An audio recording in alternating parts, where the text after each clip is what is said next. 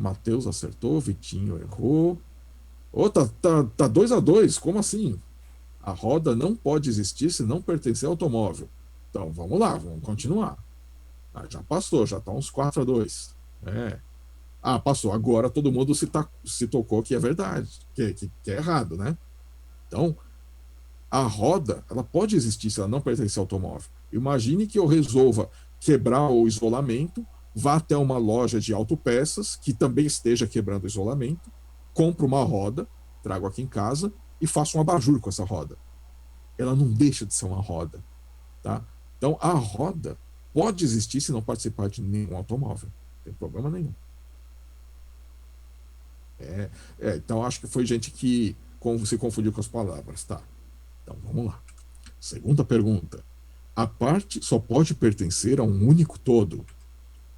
A roda só pode pertencer a um único automóvel. Verdadeiro ou falso? A roda só pode pertencer a um único automóvel. Ih, tá dando empate de novo. A roda só pode pertencer a um único automóvel. Vocês são muito millennials, né? Vocês não querem saber de carro, vocês não entendem de carro, é impressionante. Eu já tinha ouvido falar que millennial não tá nem aí com carro, né? Então tá, eu vou ter que mudar esse exemplo. Então é o seguinte, imagina a seguradora de automóveis, né? A seguradora tem um conceito que é a perda total. Então o segurado sofre um acidente e o custo para reparar esse automóvel acidentado é maior ou igual. Aí tá certo. Mantissa do Pi trabalha em frota. Então o custo para reparar o automóvel é igual ou maior a 70% do valor de mercado, né, o valor de ressarcimento do automóvel. Então, o que a seguradora faz? Ela não conserta. Ela pega a carcaça e paga o ressarcimento para o segurado. Aí ele vai lá e compra outro carro. O que a segura faz com a carcaça? Taca fogo? Não. Ela vai pegar o que sobrou do automóvel e vai vender. Porque dar 70% do valor do automóvel é fácil. Às vezes, uma batidinha de nada dá um custo desses. Um alagamento, por exemplo, nossa, fácil chega em 70% do valor do automóvel. Tá? Então, digamos que sobraram 3 rodas das 5 rodas do automóvel, vende as 3 que sobraram. Agora, essas rodas vão participar de outro automóvel. Então, a parte pode pertencer a mais de um todo. Nesse exemplo aqui, cada parte pertence a um único todo, ao mesmo tempo, tá? Mas pode participar de outro todo em momento diferente. Então, ela pode ter vários todos. Existem situações em que uma parte pode pertencer a mais de um todo ao mesmo tempo. Pense no seguinte: pense no relacionamento entre aluno e disciplina. O aluno, quando está matriculado em várias disciplinas. E, então, você pode considerar que o aluno é uma parte e a disciplina é um todo. E a parte pertence a vários todos ao mesmo tempo. Tá? Então, isso existe. Não tem problema nenhum. Falhou na segunda pergunta também. Terceira pergunta. Se o todo for destruído, a parte também tem que ser. Se o automóvel for destruído, a roda também tem que ser. Obviamente não, né? A história do seguro já explica muito bem. Então vamos ver um exemplo que responde sim a essas 3 perguntas. Olha esse exemplo aqui. Nós temos a classe pessoa, que é especializada na classe devedor. Devedor é um tipo de pessoa. Quando é que um devedor existe? Quando ele contrai uma dívida. Então, dívida e devedor têm um relacionamento com nome. Devedor contrai dívida. Então, já é uma associação. Será que a gente pode promover essa associação a uma agregação? Ou seja, existe o significado de todo e parte? Podemos imaginar que dívida é uma parte que é usada para construir o todo, devedor. Forçando um pouquinho a barra, a gente até pode entender que a dívida constrói o devedor no momento em que ele contrai a dívida. Se não existisse a dívida, o devedor não existiria, seria apenas uma pessoa. Então, a dívida constrói um devedor a partir de uma pessoa. Podemos forçar um pouquinho a barra e entender assim, tá? Então, já temos uma agregação. Será que essa agregação pode ser promovida a uma composição? Vamos fazer as perguntas. A parte não pode existir se não pertencer a um todo. A dívida não pode existir se não pertencer a um devedor. Verdade ou mentira? Ok, agora ficou claro. Dívida sempre tem devedor. Passou na primeira pergunta. Vamos ver as três. Próxima. A parte só pode pertencer a um único todo. A dívida. Deixa pra lá, Jefferson. A dívida só pode pertencer a um único devedor. Verdadeiro ou falso? Isso aqui gera um pouquinho de discussão. Vocês estão dizendo falso? Bom, vou repetir.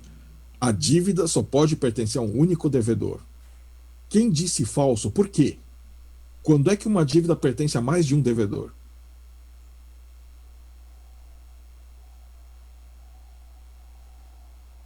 Que dívida é essa que tem mais de um devedor? Que dívida é essa que atinge mais de uma pessoa? Não, estou falando de dívida mesmo, essa que pode ser levada para um juiz para ser questionada. A Dani se tacou, acertou. É a única situação que eu conheço em que uma dívida tem mais de um dono. Não, fiador é outra coisa, tá? Fiador é fiador, não é devedor, tá? Pensão, não, é um devedor só. Quem pede a pensão não está pedindo de um marido, né, de dois maridos, só existe um marido. Só tem um devedor.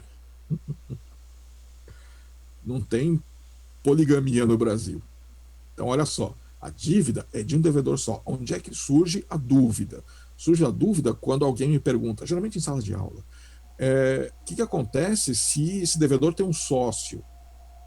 A dívida, na verdade, é da empresa. A empresa continua sendo uma única entidade, é um devedor só. Aí quem acertou que foi a Dani. A Dani sacou. A única situação que eu conheço em que uma dívida pode ser de mais de um devedor é quando o devedor que contrai a dívida tem casamento com comunhão de bens. Aí o cônjuge também é o devedor. A dívida é do casal. É a única situação que existe. Compra em conjunto só se for casal. Senão, cada um tem uma fração. E mesma coisa quando alguém surgiu essa discussão, quando tem herança, né? Então, digamos que um falecido tinha uma dívida, essa dívida não é dividida entre os herdeiros, ela é quitada pelo inventário, e aí o inventário cria novas dívidas, cada uma com valor equalitário calculado pelas leis de herança, e cada herdeiro herda uma fração. Então vai ter uma dívida nova que é só daquele herdeiro. Um irmão não vai ter a sua dívida influenciada pelo pagamento ou não pagamento do outro irmão. Tá? Então continua sendo um único devedor por dívida. Muito bem, respondeu sim às duas perguntas. Terceira, se o todo for destruído, a parte também deve ser. Se o devedor for destruído, a dívida também deve ser. Então, antes da gente começar a ter pensamentos macabros, que na época que a gente está vivendo não é uma boa, é o seguinte: quando é que isso aqui é destruído? Quando o devedor paga a dívida, os dois são destruídos ao mesmo tempo. A dívida, sem a dívida, o devedor também não existe, os dois são destruídos ao mesmo tempo.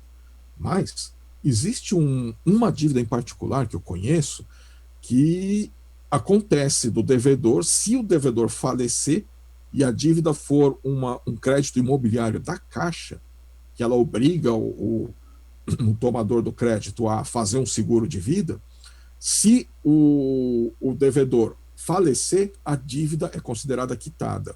Então, ela não vai entrar na herança para os descendentes do devedor, ela é quitada na hora. Eu não sei se outros bancos e outras modalidades de crediário funcionam assim também. Tá? Mas quando tem, você está pagando um seguro. Tá? É o único que eu conheço. Matheus falando de agiota. A gente não está falando de coisas ilegais, né? A gente está falando só de coisas legais.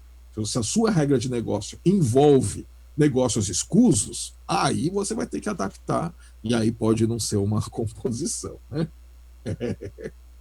Pois é, nem falei quem falou do agiota, mas tudo bem.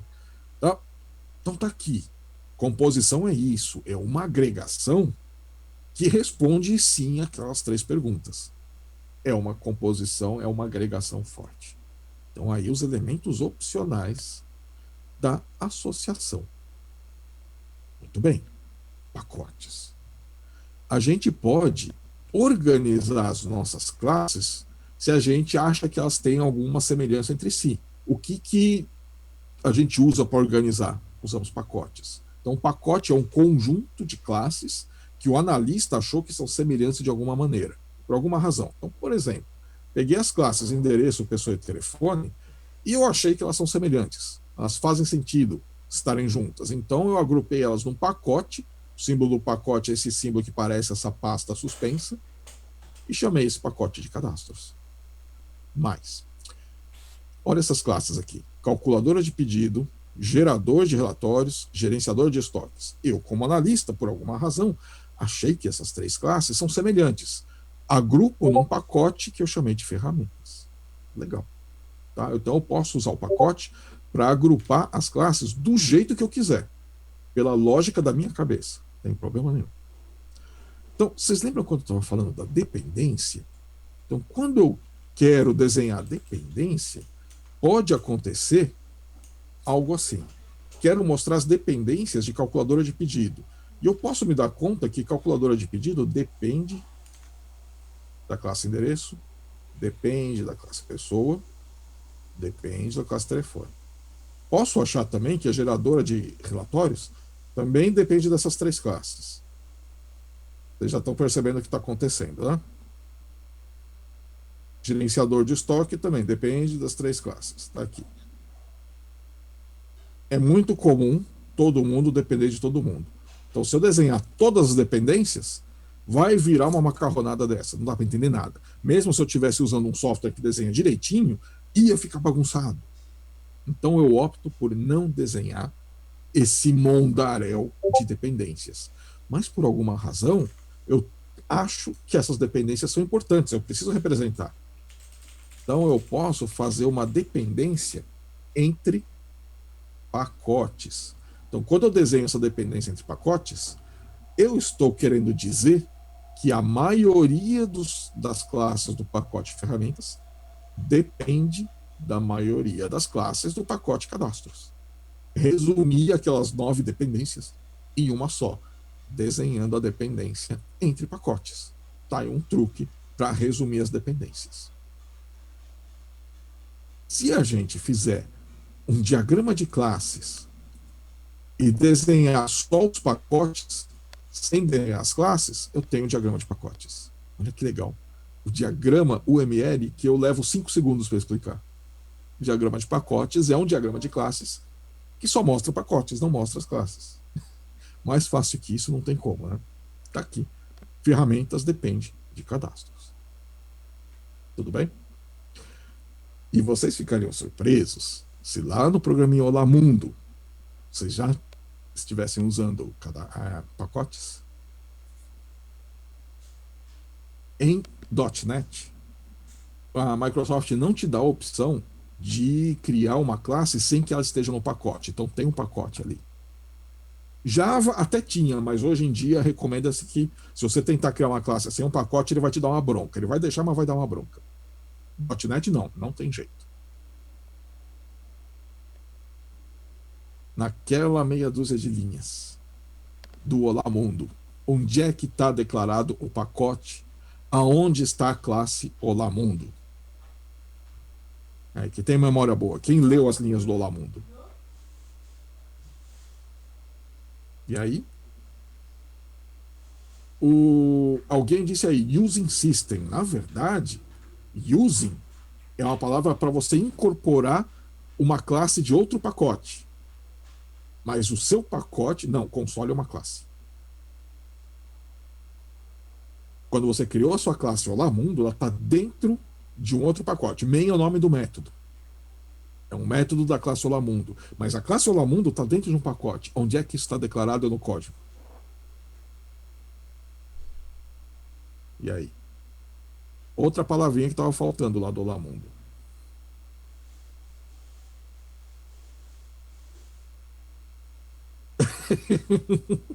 Relaxa, Jefferson. É que eu tô pegando no pé, eu sei que eu tô pegando no pé. E aí, depois do using, dica. A primeira linha, ou as primeiras linhas, se tiver mais de uma, são os using. No C Sharp, using você está usando para incorporar, trazer para dentro do seu programa pacotes de fora. Que você pode ter escrito, alguém mais pode ter escrito. System é o nome de um pacote, mas a sua classe Olamundo não está dentro do System. Não é essa linha que define o seu pacote.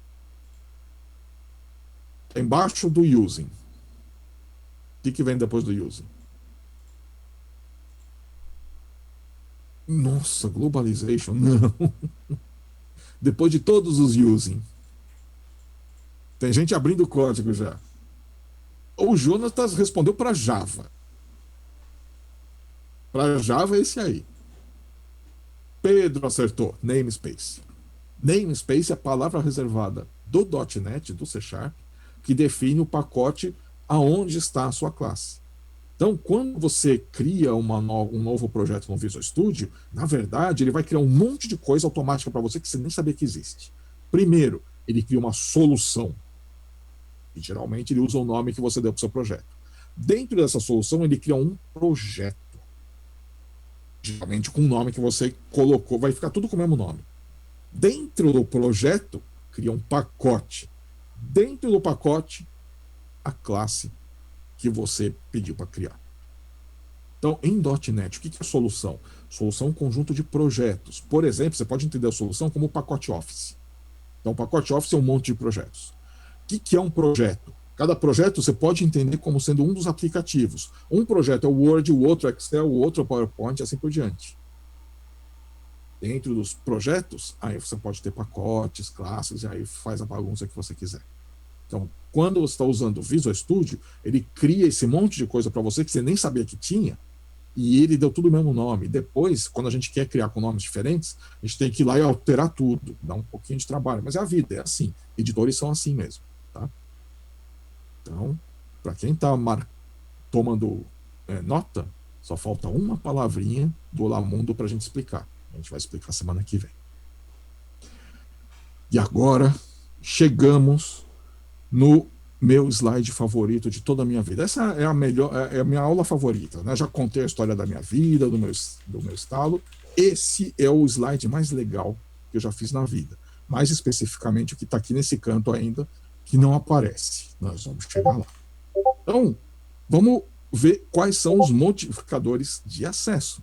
Vocês já conhecem o mais, que é o público, em Java e C Sharp é o public, e conhecem o menos, que é o privado.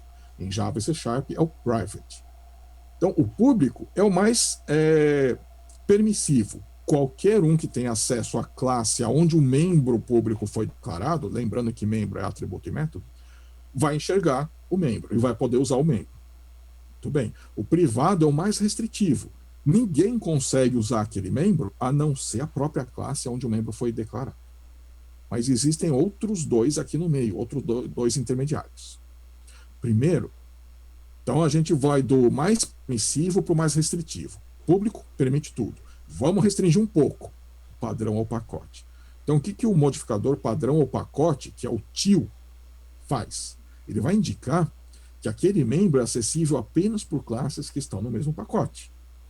Em Java e C Sharp, a gente usa esse modificador de acesso simplesmente não escrevendo nada. Se declarou um método ou um atributo e não colocou nenhum modificador de acesso, ele é o padrão ou pacote.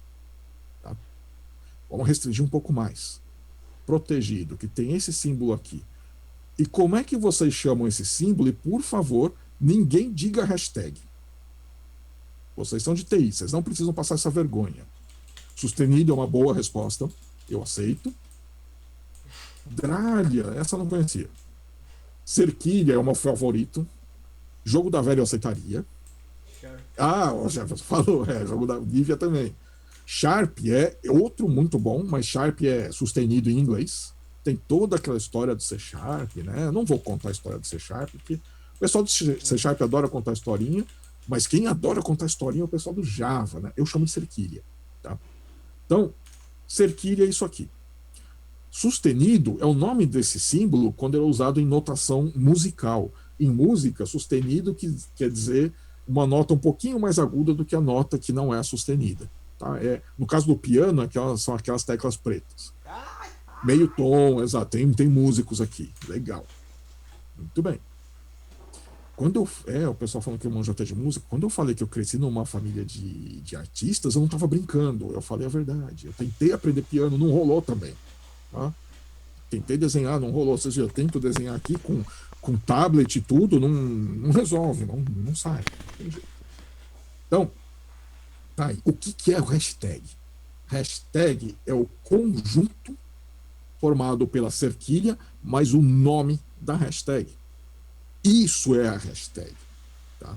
Então, vocês que são de TI, não passem essa vergonha. Muito bem. O que o protegido diz? Diz que o membro vai ser acessível pela própria classe e pelas classes que herdam, pelas suas especializações. Então, qualquer um que herde vai ter acesso, vai conseguir usar o membro protegido. Tudo bem? Então, essa aqui é a definição dos modificadores de acesso. E é uma boa prática a gente sempre começar do privado e conforme for sendo necessário, a gente vai aumentando o nível de liberação. A gente passa para o protegido, depois para o padrão, último caso, o público. Que o público é o menos seguro, né? Porque qualquer um consegue usar. O Jefferson pergunta: nos métodos ou modificador de acesso vai em tudo na UML. Mas aqui a gente está usando estamos usando só em membros, atributos e métodos. Aí o Pedro já se adiantou que eu ia falar no fim do slide, né? Como é que é o internal do C#? É o seguinte, a Microsoft ela tem essa postura de fazer o seguinte: quando alguma coisa, a teoria diz que tem, digamos, 4 maneiras de fazer a mesma coisa, a Microsoft faz 19 maneiras de fazer a mesma coisa. Por que a Microsoft faz isso? Porque ela quer agradar todo mundo. Ela quer que todo mundo se sinta confortável com seus produtos.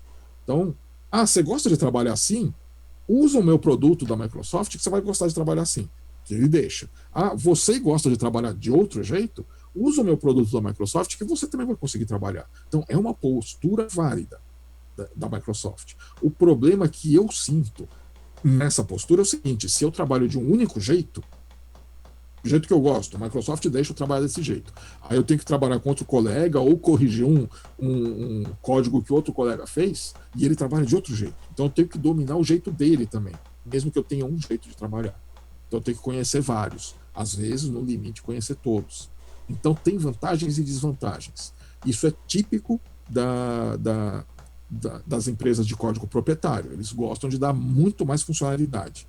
Quem é de código aberto, em geral, é minimalista. Em geral, é como se fosse um vegano do código.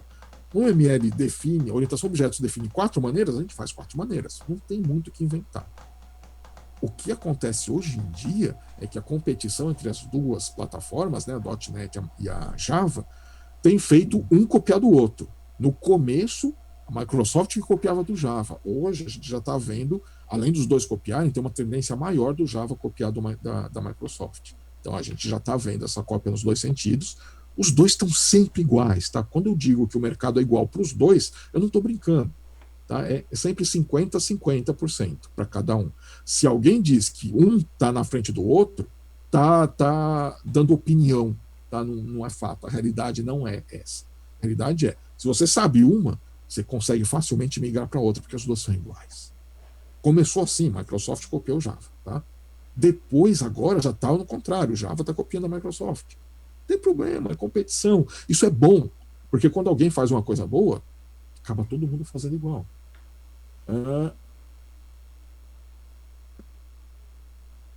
Olha, Jefferson, você já está entrando no aspecto de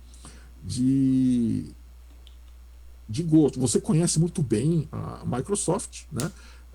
Se tem mais recurso, a gente pode dizer que sim, ela é maior, mais pesada, faz muito mais coisas. Mas a minha opinião é, tudo que você faz com o .NET, você consegue fazer com Java. Se vai ser melhor ou pior, é questão de opinião. E opinião não importa. Eu não posso dar opinião. A gente tem que ser objetivo para cada um de vocês construir sua própria opinião. Eu não posso dizer para vocês que um é melhor que o outro. Vocês que têm que decidir por vocês mesmos. E melhor, decidir qual é o melhor para o seu cliente. É aquela velha pergunta. Se eu perguntar para vocês qual é o melhor sistema operacional desktop, Windows, Linux ou macOS? A resposta é sempre depende. Você pode ter o seu favorito, mas você vai ter que escolher o melhor para o seu cliente, mesmo que não seja o seu favorito. Mesma coisa smartphone. Hoje em dia praticamente só tem dois, que é o Android e o iOS. Qual que é o melhor? Depende. Mesmo que o seu favorito seja um, para o seu cliente pode ser o outro, você vai ter que recomendar o outro.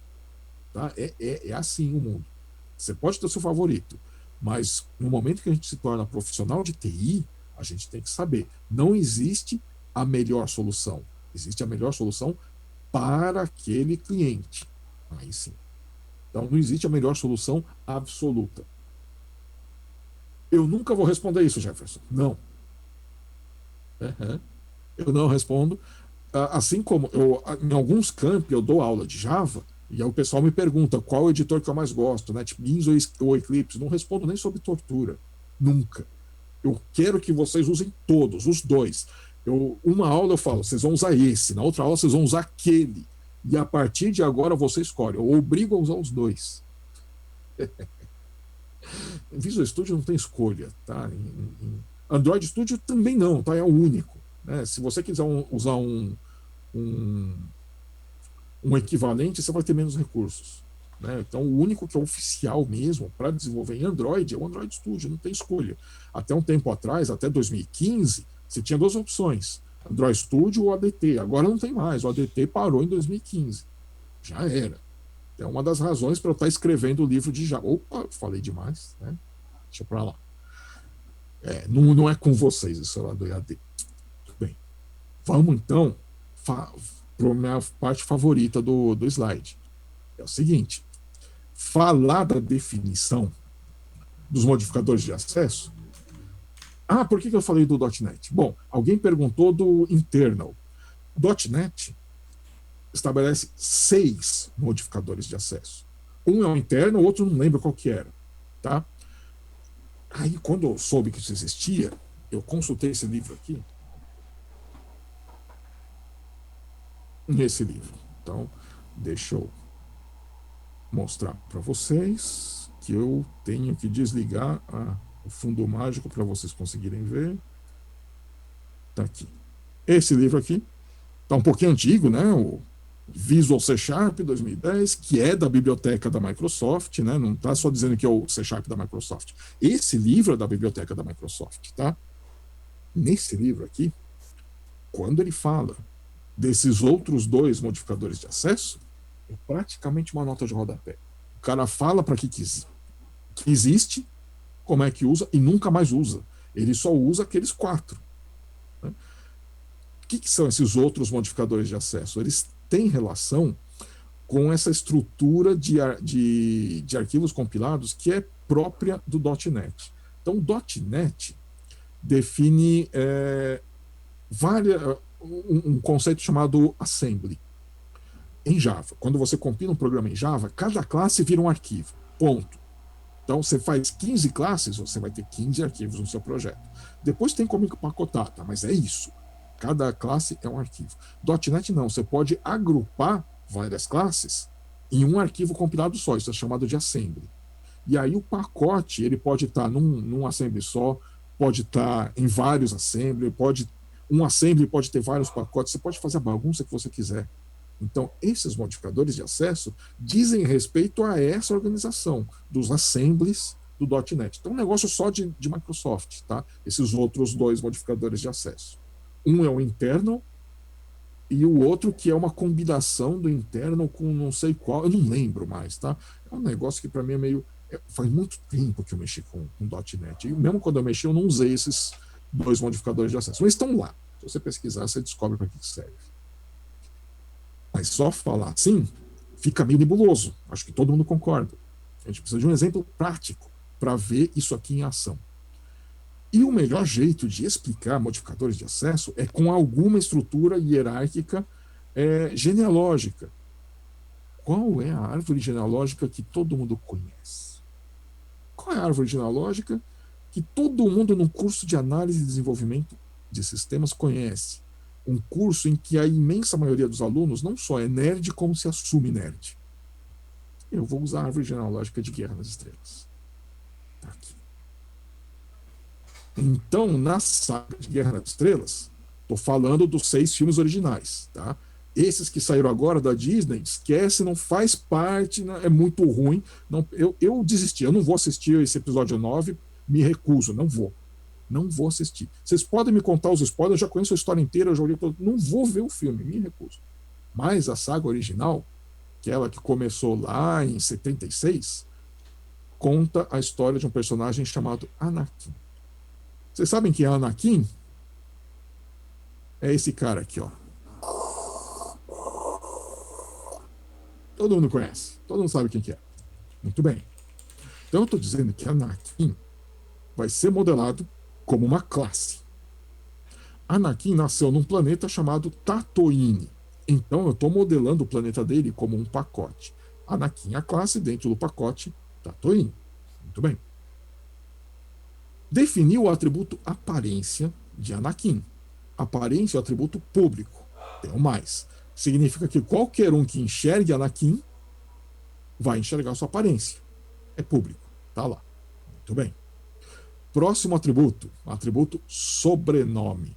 Sobrenome é um atributo com modificador padrão ou pacote. Ou seja, só classes dentro do pacote Tatooine conseguem ver o sobrenome de Anakin. Por exemplo, Anakin teve um filho, Luke. Tá aqui. Luke também cresceu no planeta Tatooine. Então, Luke, por ser um filho de Anakin que cresceu em Tatooine, herdou o sobrenome de Anakin. Anakin Skywalker, Luke Skywalker. Muito bem. Mas Luke tem a irmã gêmea Leia, também filha de Anakin. Só que Leia foi adotada pelo senador Bail Organa do planeta Alderaan. Está em outro pacote. Leia não herda o sobrenome de Anakin. O sobrenome de Leia é Organa. Está aqui. Mesmo sendo filha de Anakin, ela não tem acesso ao sobrenome do Anakin. Na mitologia de Guerra nas Estrelas, alguns seres vivos têm uma característica que dá a eles poderes sobrenaturais, como telepatia, telecinese, influência de pensamentos e assim por diante. Não vou contar tanto spoiler assim. Apesar de eu achar que spoiler. No filme de 40 anos não tem spoiler. Tá? Todo mundo já sabe essas histórias todas. Mas na mitologia de Guerra das Estrelas, força é uma característica hereditária. Então eu modelei aqui como protegida, usando o Serquilha. Então, como é hereditária, tanto Luke quanto Leia herdam a força. Os dois são fortes na força, os dois conseguem usar a força. E ainda na mitologia de Guerra nas Estrelas, o uso da força para o mal caracteriza o lado negro. Então, Anakin, quando se transforma em Darth Vader, ele vai para o lado negro, uma coisa que só Anakin fez. Nem Luke, nem Leia foram para o lado negro. Tá aqui. Então, para quem não entendeu nada, para quem está boiando, lição de casa, assistir o primeiro filme de Guerra nas Estrelas, que ele passou em 76. Tem uma ordem para assistir os filmes, né? Que é a ordem que eles passaram no cinema. Então, o primeiro que passou é o episódio 4, A Nova Esperança. Aí, se você quiser saber a história do Darth Vader sendo o pai de Luke, vê o próximo filme, que é o episódio 5, Império Contra-Ataca. Só esses dois já é mais do que suficiente. Se você não gosta, deixa para lá, você já sabe o suficiente da história para entender. Mas quem gosta e assiste a saga inteira na ordem correta, 4, 5, 6, 1, 2, 3, que é a ordem que eles passaram no cinema, aí vocês vão ver a infância de Anakin. Então o episódio 1 mostra Anakin, eu sei que a maioria aqui já assistiu tudo. Quando eu era estudante, era vergonha se assumir como nerd. Hoje, os não nerds é que têm vergonha de assumir que não assistiram. Pois é. 76, eu tinha 4 anos. Eu não pude ver no cinema. Eu queria muito, mas não pude. Não me levaram. Mas, então, aqui, ó. Anakin, no episódio 1, ele nasceu escravo. O dono dele era um personagem chamado Watto. Então, o Watto também vivia em Tatooine, só que dessa vez o relacionamento entre os dois é uma associação. O Watto é dono de Anakin. Então, vamos ver quais são os atributos que o Watto enxerga. O ato enxerga aparência, é público. Qualquer um que enxerga Anakin, enxerga aparência. O ato sabe o sobrenome de Anakin. Afinal, ele também está no mesmo planeta, está no mesmo pacote, ele sabe que o sobrenome dele é Skywalker. Ele não faz a menor ideia de que ele é forte na força, porque a força só é acessível pelos herdeiros. O ato não é uma subclasse de Anakin, não enxerga a força, muito menos que ele iria para o lado negro. Está aqui a interpretação dos modificadores de acesso na UML. Quem já programa deve estar achando isso aqui meio estranho, porque tanto Java quanto o .NET trocam a ordem desses dois modificadores de acesso. Eles definem o protegido, né, a cerquilha, como sendo um atributo visível tanto pelos herdeiros quanto para quem está no mesmo pacote. Então, se você implementar isso aqui em C# ou Java, o ato vai enxergar o atributo força. Tá? Então, essas duas linguagens modificam um pouquinho o entendimento padrão da UML. É isso aqui. Feito isso, em sala de aula, eu sugiro que vocês, para praticar, peguem essas 6 classes e identifiquem os relacionamentos entre todas elas. Se for o relacionamento do tipo uma usa a outra, dependência. Se for um relacionamento do tipo uma é um tipo da outra, generalização. Se for um relacionamento que tem nome, então você desenha a associação e todos os elementos opcionais. Escreva o nome, escreva a multiplicidade, escreva a navegabilidade e, se puder promover a agregação ou composição, promova a agregação ou composição. Aí uma coisa que eu não mostrei na apresentação é como é que eu mostro todos os elementos juntos ao mesmo tempo. Então, digamos que eu tenha uma agregação. Tem uma agregação qualquer e eu quero mostrar navegabilidade. Então, se a navegabilidade é da esquerda para a direita, é fácil. Só desenhar a seta assim. E se a navegabilidade é da direita para a esquerda? Aí eu faço assim. Nome, fácil. Nome. Multiplicidade, 1 a muitos. Aqui eu quero, por exemplo, 3. De 3 a 5, vai. De 3, ponto, 5. Pronto. Todos os elementos estão aí. E a agregação ou composição conforme for necessário. Esse exercício que está proposto para vocês fazerem lá nas questões que eu deixei na versão em PDF lá no portal do aluno, acho. No conteúdo online, no AVA. Ali, então, o primeiro exercício, se eu me lembro bem, é uma questão de múltipla escolha. O segundo é uma versão mais light disso aqui, só para vocês pegarem o jeitão. E o terceiro exercício é exatamente esse aqui. Tá? Então, agora, vamos fazer o que eu prometi lá no começo da aula. Vamos fazer a chamada. Deixa eu escrever chamada aqui. Só para eu achar aqui no chat depois. A chamada é o seguinte: cada um escreva a mensagem. Opa, mandei para a pessoa errada. O Eduardo foi muito rápido. Eu vou mandar todo mundo. E o que vocês vão fazer? Escreva o seu nome completo, RA. É isso. Estão pedindo para a gente a chamada, então eu estou registrando. Vale nota? Não sei. Não faço a menor ideia. Coloque o RA também, Kaique. Tá? Então, faça isso. E enquanto a chamada está sendo preenchida, nossa, essa chamada é maravilhosa. Ver o chat correndo nessa velocidade parece chat de youtuber popular. Né? A gente se sente um youtuber nesse momento. Agora a gente pode responder dúvidas à vontade, dúvidas de PIN, o que vocês quiserem. A gente fica aqui só esperando. Dúvida.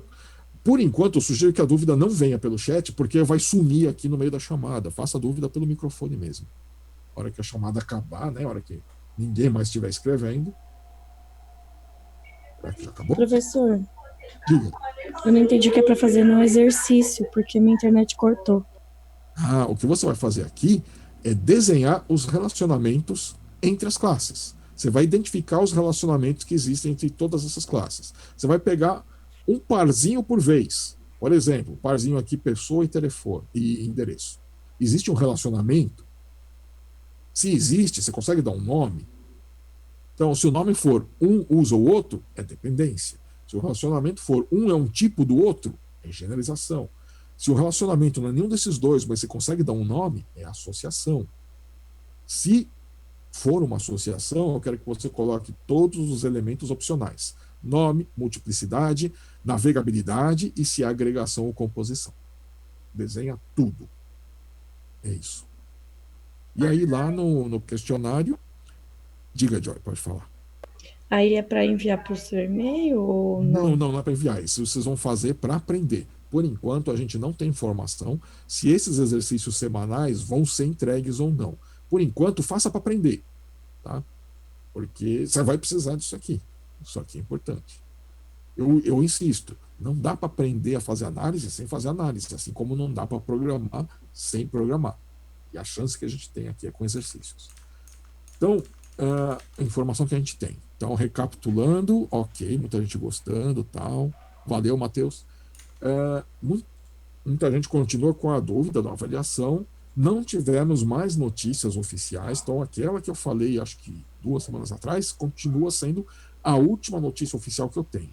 Vai ter uma NP2 presencial, não sabemos quando. Não vai ter NP1, NP1 já foi, não vai ter. Mas os professores todos vão elaborar um trabalho, vocês vão fazer esse trabalho, imprimir e entregar ele junto com a prova no dia da prova. E o cálculo da nota vai ser baseado na prova e no trabalho. Qual é esse cálculo também ainda não está definido. E vocês também vão entregar, para ganhar até um ponto a mais na nota da disciplina, aquelas 2 listas de exercícios das 2 primeiras semanas do isolamento. Na primeira semana, cada professor indicou 6 questões do AVA. Na segunda semana, a própria instituição indicou alguns exercícios para vocês. E no nosso caso, na nossa disciplina, alguns foram os mesmos, tá? Vocês ganharam sorte grande aí. Agora, Marco, para eu saber se eu recebi. Se você escreveu e mandou, chegou, tá? Para eu procurar aqui. Deixa eu ver se dá sorte.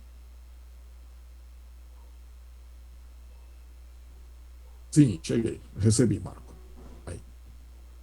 O pessoal é aflito com a chamada até quando ela é por Ô, escrito, né? professor, Diga. onde é que o senhor vai responder o Classroom lá, mano? A gente deixou umas Você perguntas lá. mandou. Você mandou enviando um PIN ou só a pergunta? Ah, enviamos uma pergunta lá, professor. Sem o PIN, Qual assim. tópico? Deixa eu ver. Vamos lá, a gente responde agora. Demorou, professor. Onde é que você fez a pergunta? Você lembra? Qual foi o. Ô, professor, deixa eu dar uma olhada aqui com o menino que enviou aqui rapidinho. Será que foi lá na Ela atividade não das conseguiu. entregas? Porque para quem enviou aqui as entregas, enviou o documento, eu já zerei tudo ontem de novo. Já 2 vezes eu zerei. Tem alguém aqui? Ela enviou ontem, professor. Enviou ontem. Enviou ontem à noite aí no último negócio que o senhor pediu aí. Como PDF. Professor, Aqui, para quem exemplo, já colocou o nome, pode sair? Pode sim, tá? Então, só para esclarecer, quem já fez a chamada, a gente está aqui só tirando dúvidas. Para quem quiser ir embora, boa noite, obrigado, até semana que vem. Obrigada, professor. Então, Boa noite.